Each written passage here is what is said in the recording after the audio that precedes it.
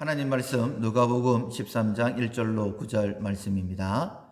그때 마침 두어 사람이 와서 빌라도가 어떤 갈릴리 사람들의 피를 그들의 제물에 섞은 일로 예수께 아뢰니 대답하여 이르시되 너희는 이 갈릴리 사람들이 이같이 해받음으로 다른 모든 갈릴리 사람보다 죄가 더 있는 줄 아느냐? 너희에게 이르노니 아니라. 너희도 만일 회개하지 아니하면 다 이와 같이 망하리라.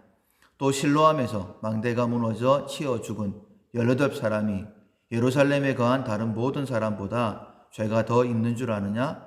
너희에게 이르노니 아니라. 너희도 만일 회개하지 아니하면 다 이와 같이 망하리라. 이에 비유로 말씀하시되 한 사람이 포도원에 무화과 나무를 심은 것이 있더니 와서 그 열매를 구하였으나 얻지 못한지라.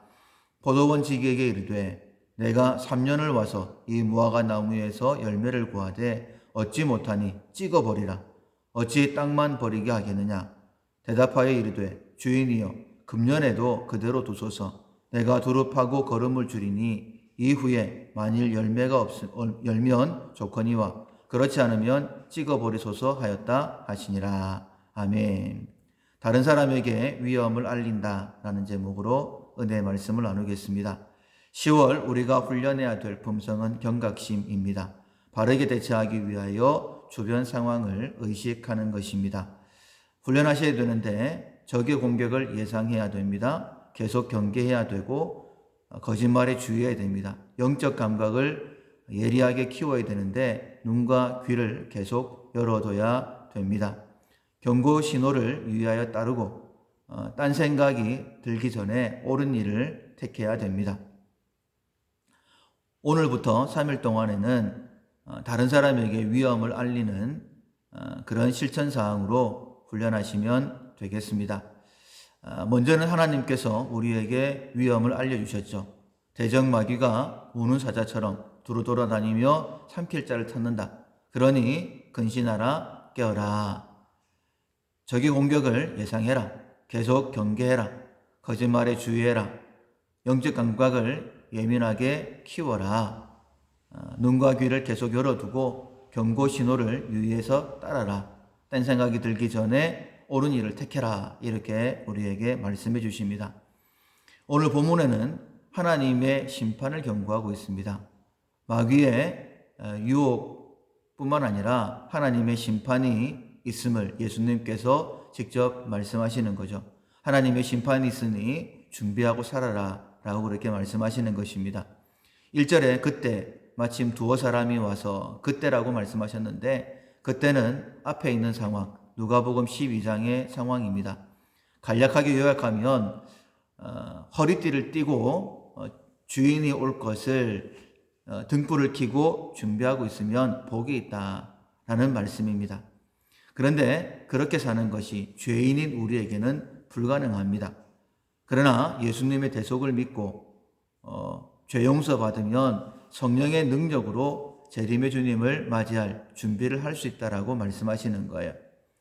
자, 그래서 그런 은혜를 주시기 위해 예수님이 오셨는데 사람들은 또 다른 표적을 구합니다.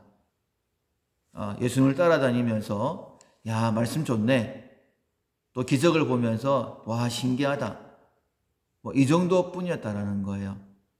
답답하신 예수님께서 이렇게 말씀하십니다. 누가복음 12장 56절에 외식하는 자여 너희가 천지의 기상은 분간할 줄 알면서 어찌 이 시대는 분간하지 못하느냐라고 말씀하십니다. 자, 그렇게 주님이 말씀하시는 때에 두 사람이 왔어요. 그리고 소식을 전합니다. 빌라도가 어떤 갈릴리 사람들을 죽이고 그들의 피를 제물에 섞어 제사를 드렸습니다. 이런 일이 있을 때에 가장 좋은 방법은 자기 자신을 돌아보는 것입니다. 그러나 어리석은 우리 판단하죠. 분명히 그들에게 죄가 있을 거야. 얼마나 큰 죄를 지었으면 저런 벌을 받을까. 아마도 소식을 전하는 사람이나 그 소식을 전해 들었던 사람들이나 마찬가지였던 것 같습니다. 그래서 예수님께서 대답을 주시죠.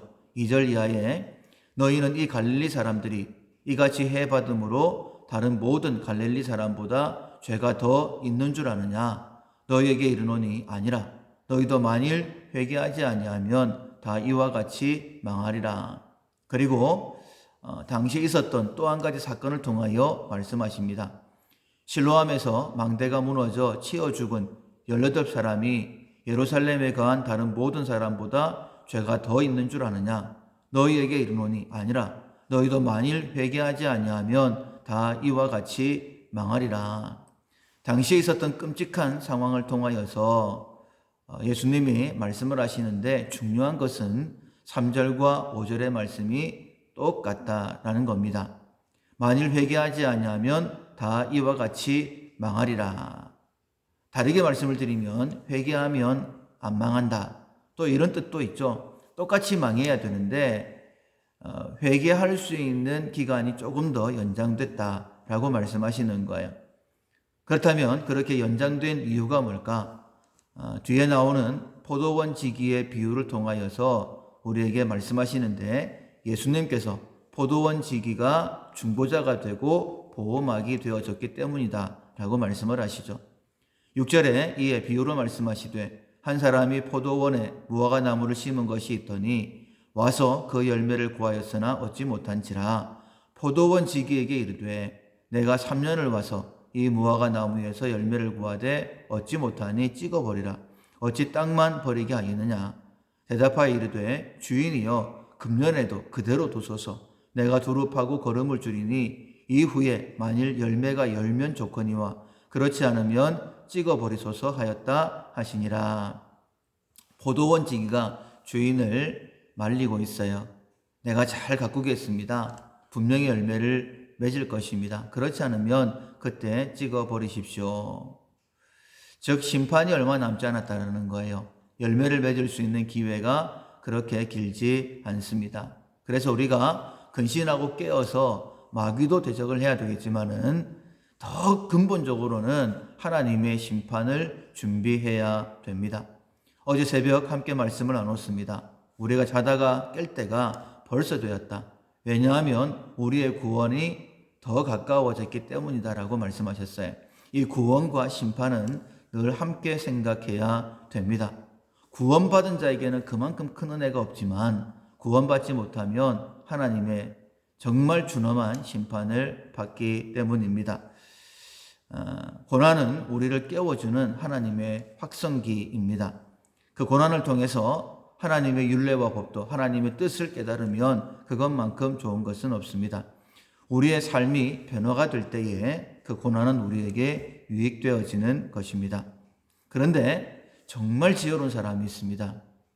오늘 본문의 상황에서 우리가 배울 수가 있는데 다른 사람의 고난을 통해서 또 비유를 통하여 배우는 것입니다.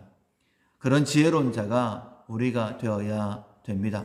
우리 주변에 일어나는 모든 상황들을 통해서 나에게뿐만 아니라 내 주변에 일어나는 그 모든 일들을 통하여서 하나님의 심판의 때 내가 어떤 모습으로 설 것인가 그 심판대 앞에 미리 서는 거죠. 지혜자의 마음은 초상집에 있다라고 말씀하셨습니다. 초상집에서 인생의 마지막을 생각해 보는 것이 가장 큰 지혜라고 말씀하셨는데 우리가 더 지혜로운 자, 우리의 삶의 여러 가지 현상 가운데에 내가 하나님의 심판대 앞에 설 준비가 되었는가 돌아보는 것만큼 지혜로운 것은 없을 것입니다. 먼저 하나님께서 우리에게 위험을 경고해 주셨어요.